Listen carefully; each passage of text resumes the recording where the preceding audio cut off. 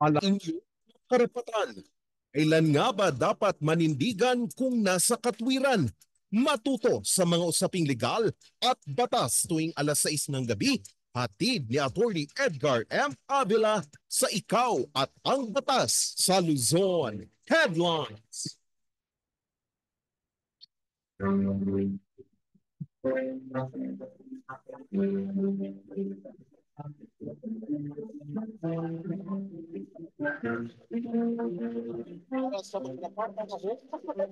Libre ko ngayong taon, target ng pamahalang isang dating tennis court, buo-buo Tuwing alas 6 ng gabi. lang ang pangalan ng mga magsasaka dito sa lupang ito nagsisimula. Halos hindi na mapakinabangan pa yung room ng grade 11. Kaunting magulang na lamang ay umabot na dito sa daungan ng mga pasahero. Sa Luzon. Headlines.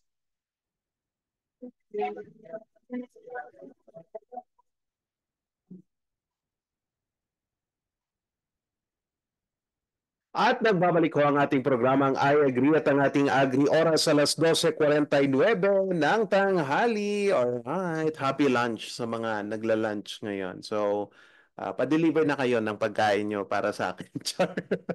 Okay, sige. Ngayong tanghali po, usapang livestock naman tayo. Ano? At kung ano ang ating pag-uusapan, alamin natin yan dito sa Agri Tayo.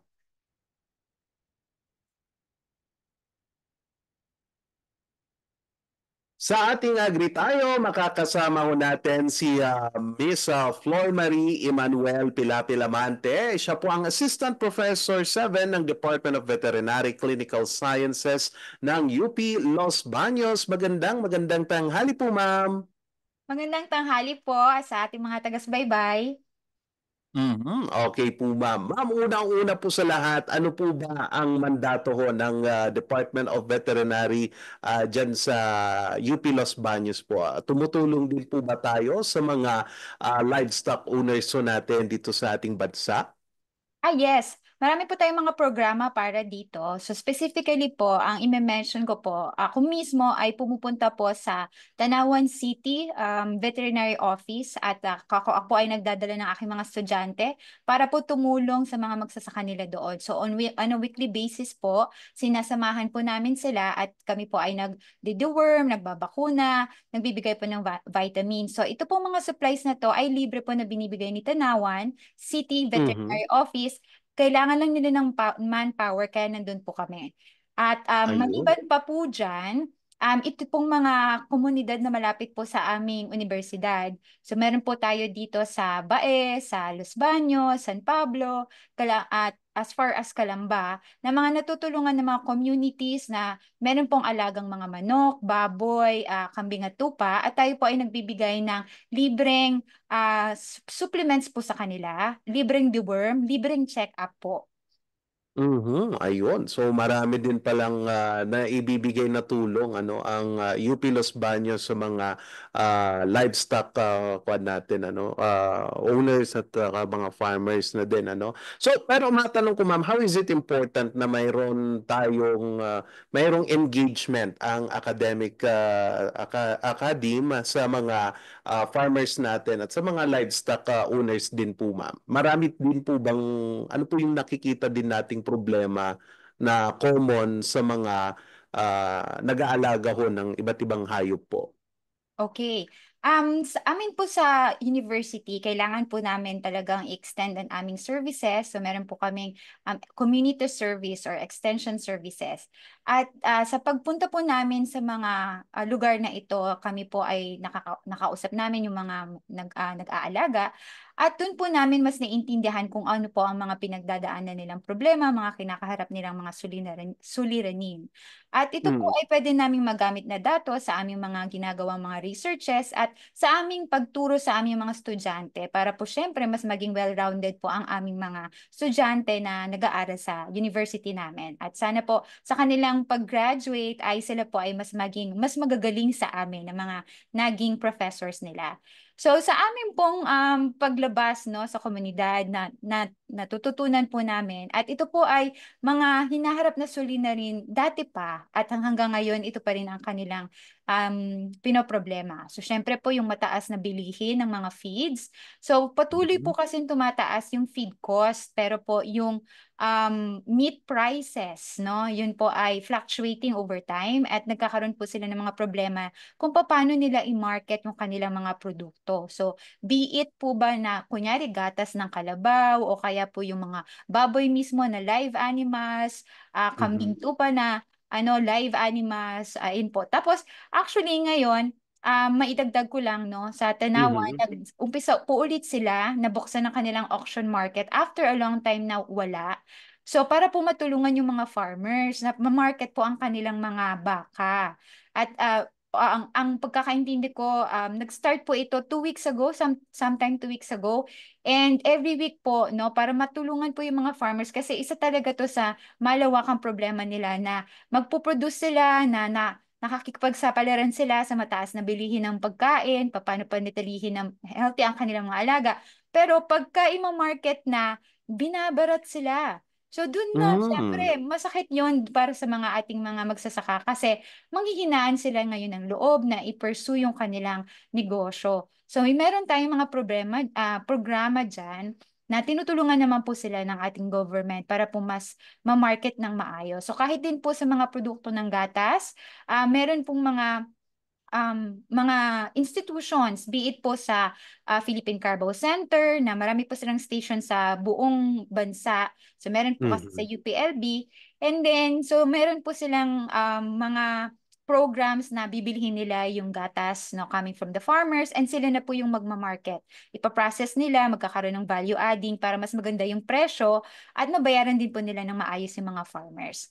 So maigi na, same din po no, kahit po dun sa baboy. Continuously po na nagtatrabaho din po ang ating mga government LGUs no government units na para po mas maganda na ma-market din po nila yung kanilang mga farm animals for meat. Okay, sige po ma'am. Oo. In terms dito, kasi curious din ako ang laki pala ng difference din ano. Sa vegetables natin at mga agricultural products, mga produce ng ating mga farmers, one common problem na kinakarap ng Pilipinas ngayon is the logistics. Kasi ito din yung sinabi ni Secretary Laurel. Dito naman sa livestock, ano yung mas specific siguro na dapat pagtuunan natin ng pansin that we should act on it right now or else medyo mahirapan yung livestock din na industry dito sa ating bansa na makarecover. Kasi meron din yung issue ng biosecurity, lalong-lalo na yung breach ng Q fever dito sa ating bansa. Yes, actually, isa sa malaking problema talaga na kinakaharap, even before, is yung presence natin ng mga iba't ibang sakit. At maganda na na-mention niyo po yun, Sir Nico, kasi yung biosecurity talaga, from the farm level up to the national level, dapat talaga maganda yung practices natin. Although, syempre, Mhm. maghirap talaga yan maging perfect kasi we have a trade industry that we also have to take care of. Papasok yung produkto, may lalabas na produkto. Pero kailangan po hindi natin i-compromise na parang yung mga quarantine practices po para po hindi po tayo mapasukan ng mga foreign diseases. On a farm level naman po, dapat po talaga magandang practice na ang biosecurity ng ating mga farmers na kunyari po, no, meron talaga silang foot bath, nung papapasok sila ng bisita, hindi po lahat ng gustong pumasok ng kanilang farm, ipapayagan po nila.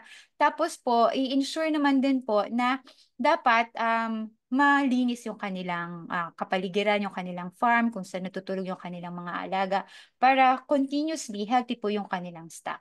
So meron po tayong mga Mhm. common diseases din na inaalala. So syempre, ang Mhm. pinakasikat natin sa baboy is the ASF, African Swine Fever. Meron pa rin po tayo niyan na lumalabas from time to time na mga communities o kaya mga municipalities na nagpa-positive. Pero majority is na-address naman po coming from yung pumutok siya ng July 2019. And then kung sa ating mga ruminants naman po, baka, kalabaw, kambing tupa, meron kasi tayong disease na medyo talamak siya. From time to time pumuputok siya. Medyo hindi lang ganun ka widespread as compared to ASF. Yung hemorrhagic Mm. septicemia tinatawag. At lumalabas po to pag tag-ulan. In fact, meron po Mm. tayong mga lumabas na tinamaan. Tapos yun po ang mahirap kasi doon. Kasi same as sa ASF, mataas din po yung fatality rate niya. Namamatay suddenly yung ating mga baka. And syempre, meron pa po tayong tinatawag na antimicrobial resistance. So, naging common practice po kasi before na yung ating mga farmers o kaya yung mga tagapag-alaga nila, lantaran pong gumagamit ng antibiotics. At marami na pong mga pagkakataon na gumamit tayo kunyari ng antibiotic na hindi siya naging effective. So, mas maganda Mm. po talaga na medyo magkaroon ng training pa po ang ating mga tagapag-alaga para po hindi masyadong gagamitin lagi itong mga antibiotics. Kung mag-reserve natin siya. Ang importante po kasi panatilihin na sila ay masigla, proper nutrition, mabigay po ng ayos o na daily basis yung mga pangangailangan nila para hindi po bumaba yung kanilang resistensya at kapitan po sila ng mga iba't ibang sakit. Kasama din po Mm. yan syempre pagbabakuna. Meron po tayong mga available na bakuna locally at marami pa po talaga sa mga aalaga ngayon ay hindi pa po nila ginagawa ang pagbabakuna. May bakuna po tayo sa hemorrhagic septicemia. From time to time, may reports po tayong nakukuha ng mga tinamaan po ng tetanus. So, ang tetanus po ay isang bacteria na nasa lupa. So, basta po nagkaroon ng open wound ang ating alaga na hindi natin nagamot ng maayos, nagsara po yung kanyang sugat na nando na po yung bacteria na nagkukos ng tetanus. In a few days po, yan na, maninigas yung ating alaga. At that point po, medyo mahirap na po talaga siyang gamutin. So, ang magandang Mm. strategy po dyan, babakunahan. At meron man naman po tayong bakuna. So, para po sa mga sakit na wala pa po tayong bakuna, such as ASF, ang proven po natin na nakita talagang best practice is on biosecurity and making sure na very healthy po yung stock. At maganda po na ang ating mga farmers, meron silang talagang sinusunod na herd or flock health program. Nandun po nakalagay yung kailan sila magbabakuna, kailan sila magpagpupurga para po talagang walang mga worms sa kanilang mga alaga. Nandun yung proper nutrition, of course, and supplementation. So maganda po na pagka medyo pangit po ang klima, tag-ulan, may dadating na bagyo, matinding init, pagpapalit-palit ng mga ng weather natin, magbibigay na din tayo ng supplements. And every time merong Mm. stress period, for example po, iwawalay sa nanay, bigla pong nagbago ng pakain, magbibigay na po tayo ng supplements para hindi na po natin hintayin na kung kailan bumaba yung kanilang immune system. Tapos, dun po tayo gagamit ng antibiotic na pwede naman po palang medyo i-withhold natin, hindi tayo laging gagamit para po maiwasan nga po natin yung antimicrobial resistance. Okay. Curious lang ako dun sa una mong nabanggit, ma'am, yung sakit na hemorrhagic. Paano ba 'to nakukuha and how to prevent itong sakit na 'to? Okay. So ito pong hemorrhagic septicemia, isa po tong common disease sa mga animals dito sa Southeast Asia. Isa po Mm. ay bacteria na talagang nasa loob ng katawan ng ating mga alaga. Naghihintay lang siya ng opportunity na medyo bumabang resistensya ng alaga natin tapos dun siya dadami para mag-cause ng disease. So ang very good control measure po dyan is magbabakuna po talaga. And of course, syempre, keep the healthy stock. And then, hindi nga, yung po, na proper nutrition. Yan po yung common three na control measures po natin on hemorrhagic septicemia. Ang gobyerno po natin, hindi lang po ako sigurado na kung lahat po ba ng LGU sa buong bansa nagpo-provide ng libreng bakuna ng hemorrhagic septicemia. Meron po akong alam na iilan, kagaya po ng dito po sa Batangas, na libre po itong naibibigay sa mga farmers na nag-aalaga ng livestock. On an annual basis, naikot po kami, yun nga po, tinutulungan po namin sila para bakunahan yung kanilang mga alaga. At napaka-importante po na maglista sila ng mga datos patungkol sa kanilang mga alaga. Kailan sila nagbakuna, kailan sila nag-deworm, ano yung pinapakain nila. Kung nagkaroon sila ng mga pasyente, ano yung mga naging gamutan na binigay. Important po talaga na mag-keep sila ng records kasi kailangan po yun sa daily monitoring system na kahit walang sakit. Yung malaman lang ba nila na buwan-buwan natitimbang po para alam nila kung na-in target po ba sila sa talagang average daily gain ng kanilang alaga. Para po kung medyo mababa ang timbang, meron na po silang intervention na gagawin para hindi po sobrang mahuli sa mga kabatch niya yung medyo nababansot na alaga. Mga ganun po. On Mm-mm. monthly basis din, titingnan din po nila yung body condition score ng kanilang alaga. Yung sa kambing at tupa po, tinitingnan po yung sa ilalim ng mata para po makita kung may anemia kasi prone to anemia po ang ating mga small ruminants dahil sa intestinal worms. So kaya kailangan po. Oh. Yes, maganda din po yung regular deworming schedule nila para po ma-maintain. Kasi dito po sa atin sa Pilipinas, karaniwan po na nag-aalaga ng kambing tupa ay suga po sila, naka-grazing. Kasi small Mm-mm. hold setup. So mayroon po tayong pailan-ilan na nagko-commercial farming na po sila. But even so, kung ang kanilang pinagpapastulan ay hindi po masyadong natitreat at hindi din po nila iniikot-ikot yung mga pinagpapastulan, medyo prone po siya na magkaroon din ng mga itlog ng mga bulate. At pag nakain po yan ng mga alaga, syempre mapupunta yan dun sa kanilang tiyan.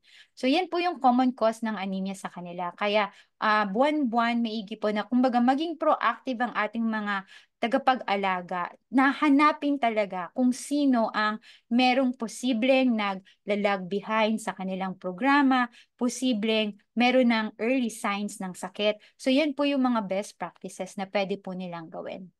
Mm. At dapat ma-adapt din ito no ng mga LGUs since Yes. the valve functions na din sa LGUs na. Kaya ang trust ngayon sa agriculture ay nasa mga municipal veterinary office saka sa mga provincial municipal agriculture office. So, moving on ma'am dito sa ASF naman kasi I think we're doing itong clinical trials ng bakuna. So far na-encounter nyo na po ba ito and do you think parang COVID din po ito na hindi 100% po kaya na magkaka-ASF yung baboy once na nabakunahan na din po ito? Sa ngayon po, kagagaling ko lang po actually sa isang meeting at doon po napag-usapan na um, about to be about to go to field trial. So hindi pa po siya Oh. talaga, oo, hindi pa po talaga siya nailalabas doon. So puro pa lang po clinical trial on a laboratory setup or on a controlled environment. Kaya sa ngayon po, syempre, from a controlled environment, promising po kasi ang results, no? Para po ma-elevate siya para maging i-recommend po for field trial. So, Mm. kagaya naman po kasi ng bawat bakuna, meron po talaga siyang pwedeng maging concerns kagaya po ng COVID. Pero we are very hopeful that this would be a very good control measure for ASF para po talagang wala na po siya sa ating bansa. Okay po ma'am. Okay, so sa mga nais din pong mag-reach out sa inyo, paano daw po kayo makokontak if ever they want to ask you for your professional help at sa services na din, saan po tayo matatagpuan po ma'am? Okay. Bago ko po yun sabihin, pwede po ba ako mag-shout out? Hello po Sige sa po mga ma'am. Pwede Hello po. po sa mga dairy cattle farmers po ng Baguio City. Matagal na po tayo, nang huli po tayo nagkita-kita, pero sana po makita ko po ulit kayo. At sana po maganda yung production nyo po dyan sa Baguio City. Yan po. So, dun po sa tanong nyo po, ako po ay nag-oopisina po sa University of the Philippines College of Veterinary Medicine. Pwede nyo po ako makontak meron naman pong Facebook page at website po ang aming kolehiyo. For my social media, meron po actually akong YouTube channel. Ang pangalan po is Maying Pilapil-Amante. Meron po ako doon mga video lectures for free na pwede nyo po mapanood ng paulit-ulit para po magkaroon po kayo ng dagdag kaalaman at sana po maging gabay nyo yung aking mga video lectures doon. Aside from that, meron din po mga, syempre, mga masayang mga videos lang para if in case gusto nyo din na mag-distress or unwind. Ayan, yan pong napapakita po ngayon, isa pong lecture ko po yan sa International Training Center on Pig Husbandry. At yung video lecture po na yan ay also available sa aking YouTube channel that is on the practice of ethno-veterinary medicine para hindi po tayo laging gumagamit ng antibiotic. Ano po yung mga pwede nating mga gamot na mga herbal plants na pwede nating magamit. Opo, tsaka ano pa po yung mga ibang ways na paggamot na hindi muna gagamit ng antibiotics para po malesen din yung ating cost na sa production natin. And widely available po yung mga materials kasi most likely naman po nandyan sa ating bakuran. So makakatulong po talaga yan sa inyo. So I really encourage everyone to visit my channel para po sa dagdag kaalaman. Last question na lang, ma'am. Hindi din po ba to parang sa tao na kapag bibili ng antibiotic, kailangan may reseta din ng veterinarian or wala po? Dapat po ay ganon. Pero actually po, sa small animals, sa aso at pusa, ganon na po ang nangyayari. Unfortunately po, sa ating mga livestock, hindi pa po yan na papatupad ng 100%. Pero yan po ay wini-work out namin. Maikwento ko na lang po, meron po kaming recently concluded research dito po sa Batangas, kung saan tinry po namin i-test yung mga kidneys ng mga baboy at meron po kami nakitang mga residues ng mga antibiotics at growth promotants. So meron po kami ngayong parang paper na gusto po naming ipasa sa mga kinauukulan at hopefully po magi po itong polisiya on food safety na ipapatupad po ng Batangas at sana po ay maging model po para sa ibang mga localities po dito sa ating bansa. At kasama na po dyan ay ang continuously monitoring nitong veterinary drug residues sa mga food animals natin and also yung strict implementation po na ma-monitor po na hindi po mabentahan yung pong walang mga reseta. Alright. So dapat din pagtuunan na din to ng pansin. It's high time kung nagagawa natin sa tao, gawin din natin sa hayop kasi later on hindi na magiging epektibo ang antibiotic kung gamit tayo, di ba?